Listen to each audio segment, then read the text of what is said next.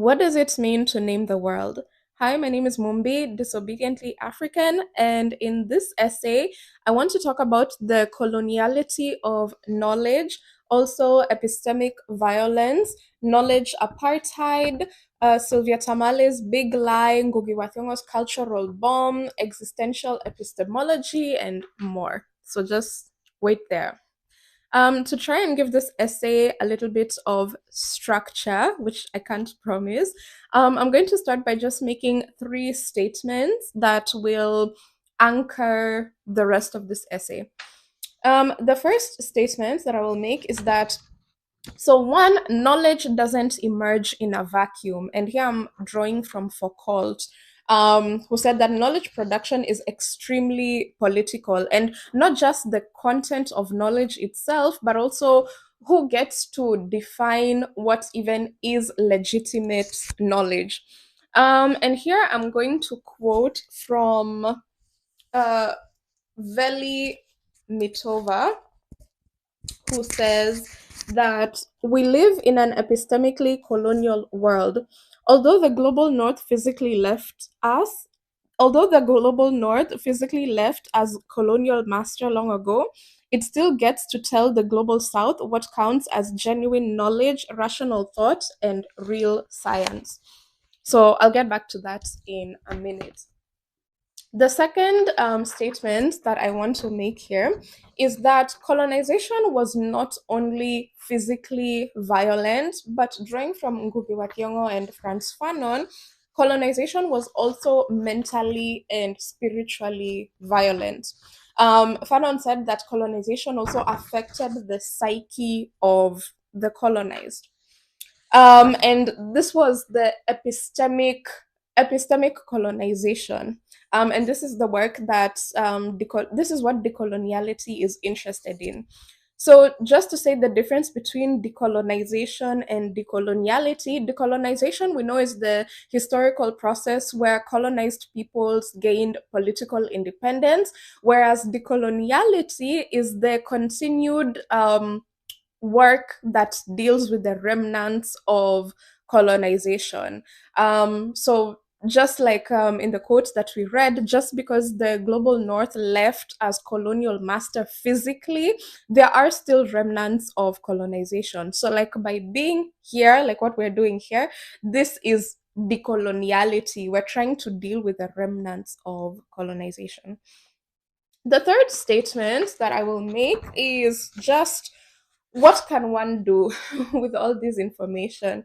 And so here I'm drawing from Walter Mignolo's epistemic disobedience. One can choose to be disobedient, to think outside of the colonial frame or outside what Mudimbe called the colonial library.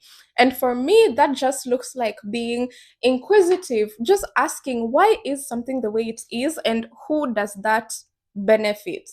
So by even like these essays, I feel like this is a way of being disobedient. So by being here, we're also being epistemically disobedient. We're trying to question knowledge itself and knowledge production. Okay. So now I'm gonna get into the essay itself. That was just a small introduction.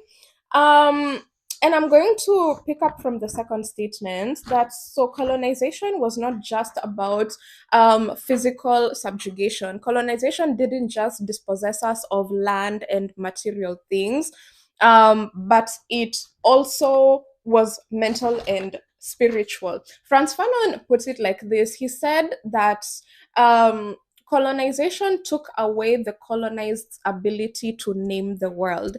So, on two sides, one from a language perspective, to literally name the world, but also naming the world here means defining reality. If you name something, it means you get to decide what it is, and you get to decide how it works, you get to decide if it's important, and so on.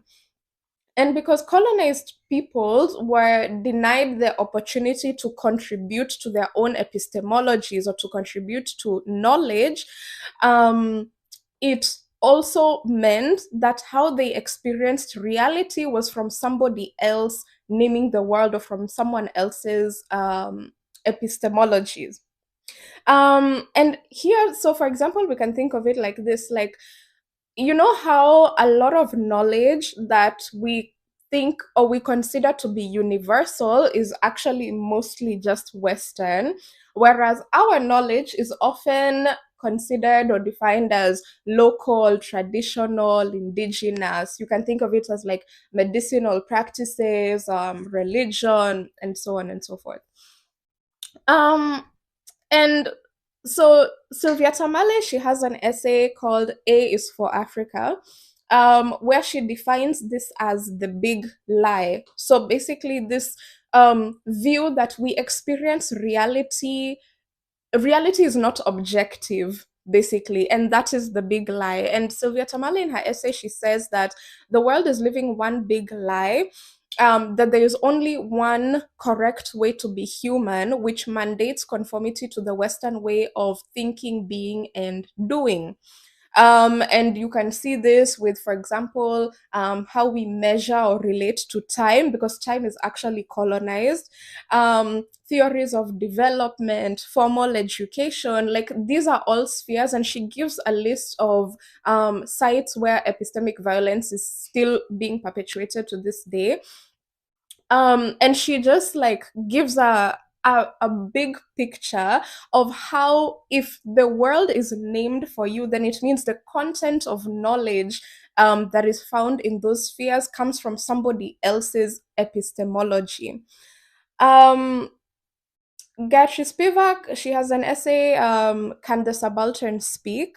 Where she called this epistemic violence, denying marginalized people the ability to contribute to knowledge. And in her essay, she asks, Can the subaltern speak? And we know the answer is leans more towards no, or that even when the subaltern does speak, our voices are often either appropriated or marginalized. And so, if we're thinking of it in this way, that like a lot of the knowledge that we consider to be universal is actually Western, but knowledge that comes from marginalized peoples is never really considered as like universal. There is a term for this, which is epistemological apartheid. And according to Du Bois, epistemological apartheid is the process of devaluation, marginalization, and limiting of the epistemologies, cultural resources, and ways of knowing of those from racially minoritized backgrounds. So, of course, if your knowledge is not considered universal, if it is marginalized. So it means that you get to know the world from somebody else's view, and that is the coloniality of knowledge. But not only do you learn about the world or get to see the world through someone else's lens, which is what Fanon called like which is what Fanon described as colonized people being denied the ability to name the world. So you get to experience reality through somebody else's gaze. It not only affects how you see the world, but it also affects how you see yourself, because you and your own stories and your own histories are defined from somebody else's epistemology. So not only are we learning about the world through somebody else's lens, we're also learning about ourselves through somebody else's lens. And I read a quote from a paper by Ipadeola, where she calls this existential epistemology. And she says existential epistemology is denying agency to an oppressed group and making them view and define their own existence through a lens provided by the oppressor. So I thought, like, this is super interesting because it means then that we're not, the decolonization of knowledge and knowledge production then doesn't just mean we're decolonizing who gets to define the world, but also who gets to define us. And I thought that that's really important. But I think those are just the highlights of what I wanted to talk about. Oh, okay, no, I'm not done. So, okay, so I want to give an example of what of an area of the coloniality of knowledge. And the example I want to give here is through language. Just one second, let me close my door. Okay, I'm back. Okay, so I want to give an example using language. So we said that when Fanon said that one thing colonization did is it took away the colonized ability to name the world. I also mentioned that this can also be from a language perspective. And here I want to use Ngũgĩ wa Thiong'o, because Ngũgĩ wa Thiong'o, of course, said that colonization wasn't just about physical subjugation, it was also about mental subjugation. And for Ngũgĩ wa Thiong'o, one of the vehicles of this mental subjugation of colonization was through language, through the imposition of colonial languages, English, French, Portuguese, as the languages of politics, of business. Language also affects how colonized people see themselves and the world.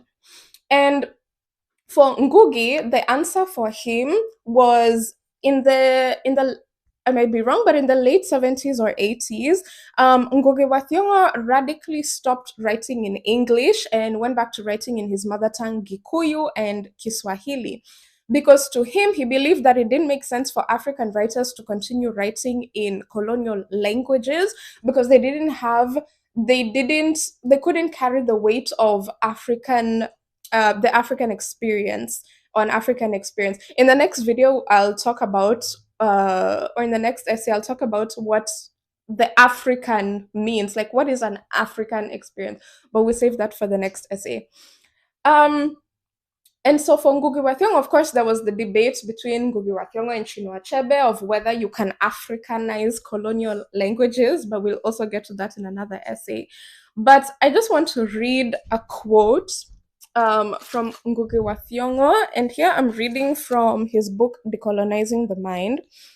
And he said that, in my view, language was the most important vehicle through which that power fascinated and held the soul prisoner. The bullet was the means of physical subjugation. Language was the means of spiritual subjugation.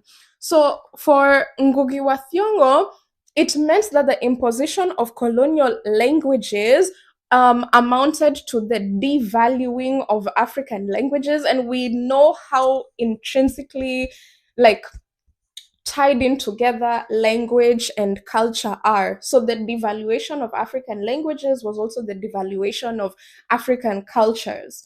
And so for Ngũgĩ wa Thiong'o, radically, he said we must reclaim our own languages, we must tell our own stories in our own languages. And you know me, I'm where the radicals are. But we talk about the debate between him and Chinua Achebe on this topic in another essay. So I think Ngũgĩ wa Thiong'o here is a very good example of epistemic disobedience, of a refusal to only think within the colonial frame. You don't have to just tell your stories in colonial languages. You would tell your stories in your own languages, and if they want to learn or hear about it, they will learn your language the same way that we learned their language. And so this is epistemic disobedience from the Walter Mignolos. But for me, I call it being disobediently African. And I think that's such a good example. But also another example of just being epistemically disobedient is just being inquisitive, just questioning. And I mentioned this in the beginning of the video. Why is something the way it is, and who does that benefit? And you can apply this to so many things: theories of development, our relationship to time, the food we eat, the clothes we wear, and so on and so forth. And that is something that you can do with this information, regardless of where you are or what you do. I'm back again here just to read something, just back on the aspect of language being one of the sites of the coloniality of knowledge.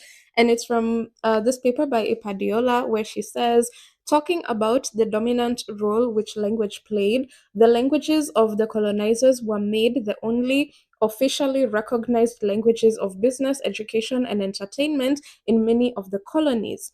In other words, languages were taught to be hierarchical, with the languages of the colonizers at the top, while those of the colonized were commonly referred to as vernaculars and so were outlawed in important conversations.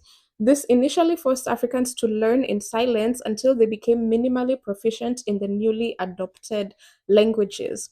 Learning in silence, however, means accepting with a sense of awe and wonder the superiority of the native speakers of the languages. So again, this just ties in to what I was talking about, of what Ngũgĩ wa Thiong'o said, that the imposition of colonial languages amounted to the devaluation of African languages and in turn African cultures, and that is one side of the coloniality of knowledge. Yeah. Okay, and I think that brings me to the end of this essay. I hope you learned something. In the comments, you can tell me how do we define epistemic violence, knowledge apartheid, the coloniality of knowledge, and which areas do you see the coloniality of knowledge the most? It could be in like the field that you work or something you interact with every day. But yeah, you can let me know. All right, asante kwa kutazama, tafakari hayo, and I'll see you in the next essay. Bye.